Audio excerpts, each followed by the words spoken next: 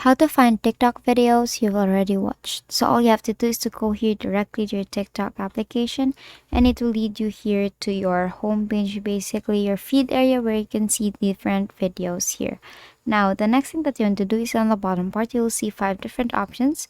You'll see home, shop, the create content, plus sign there, the inbox, and the profile. So tap on your profile here. Now, the next thing that you want to do is on the upper right, you will see three dash lines there. Click on the three dash lines and go to settings and privacy.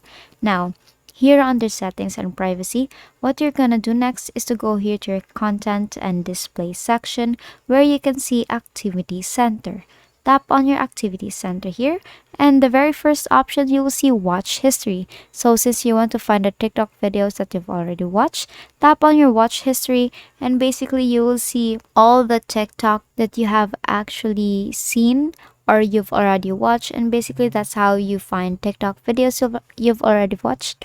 And that is all for today. If this video helped you, please don't forget to like, share, and subscribe to your YouTube channel to show your support. Thank you for watching.